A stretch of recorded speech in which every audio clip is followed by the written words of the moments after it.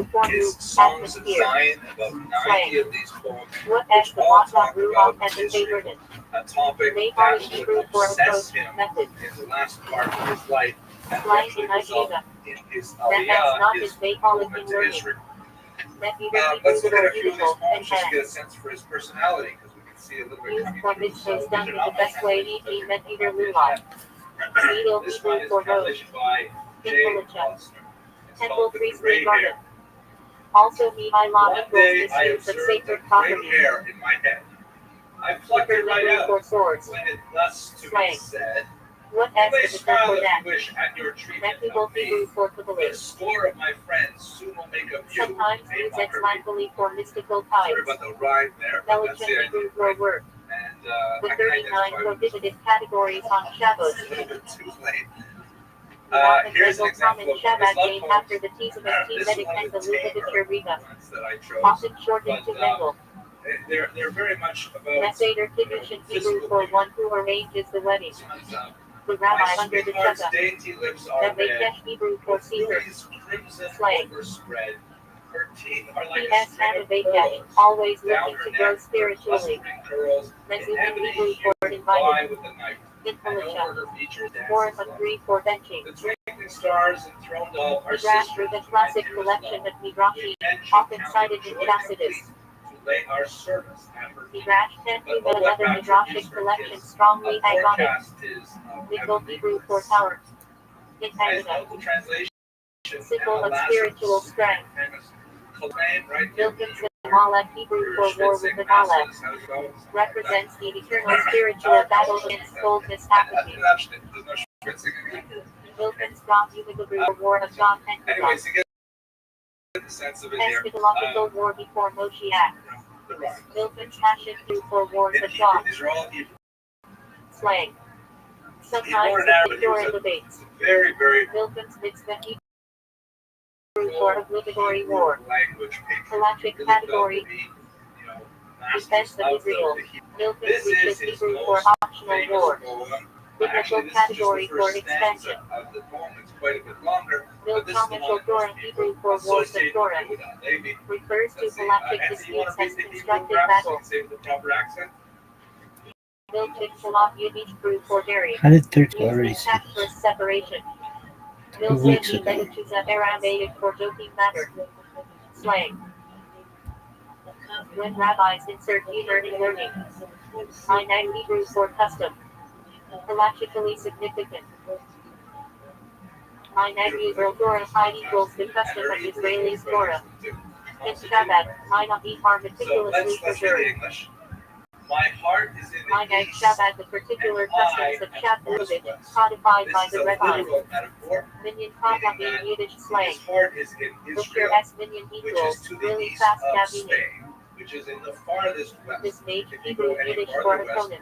you get west. Originally. So that's what the meaning Those is. I'm opposed to stuck in Tacitus. Spain, and Israel is so This far magnet away. plural My heart of is this really in Israel, but I am Slang. stuck here in Spain. Sometimes How still can used I for taste literature. what I eat?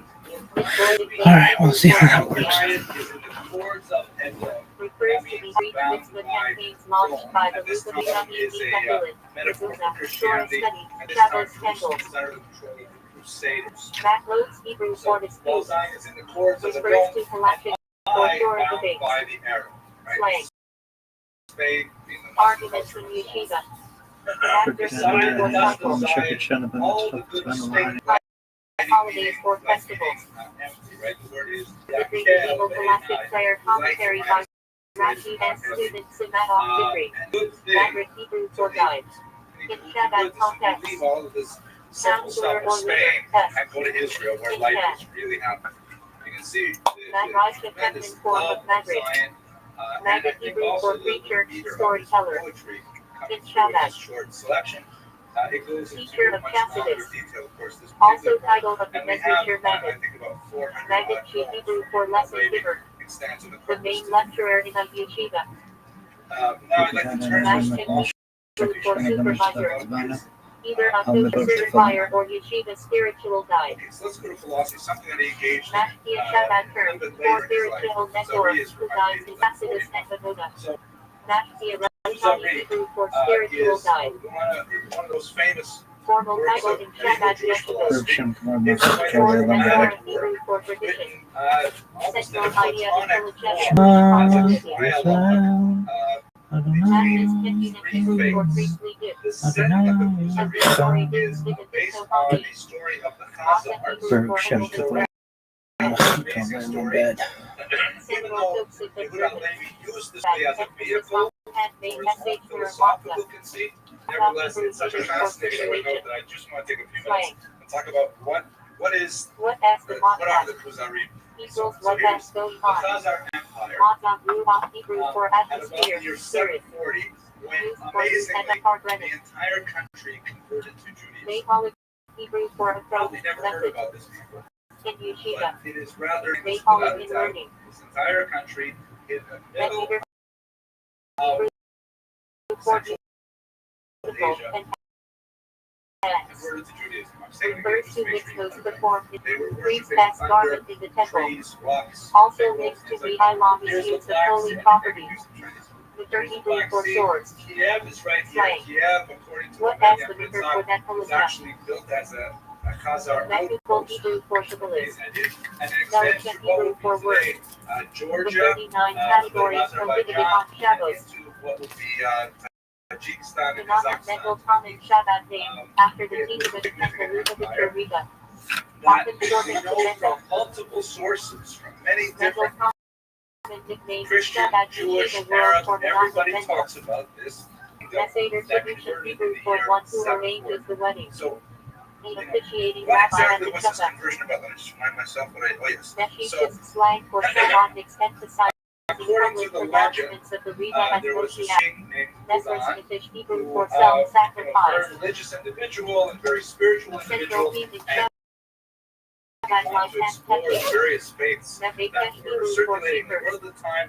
He had heard about the great monotheistic faiths of Islam and of Christianity and of Judaism, and so therefore he invited envoys from each of these three major faiths to sit down with him and debate the merits of their. And in the end, according to the legend, he said, "That's it. I think we should win this debate, and we're all going to become Jewish." So he did, and they became Jewish. We have all kinds of explorers like Natasha Regensburg, Benjamin Fidel, we mentioned in an earlier class. Actually, I'm not sure if Benjamin got this far. But they all report That's very basic. The King's Chamber and the reverberations that happen. I was reading from Archimedes' The story was so popular when the priests sing the hymns of the gods. They are foundational documents. They sing the 7 vowels in due succession. The sound of these vowels has such euphony because the men listen to it instead of the flute and the lyre. The year from 2000 or 200 BC. Because like so many ancient sites that are all built with kind of acoustic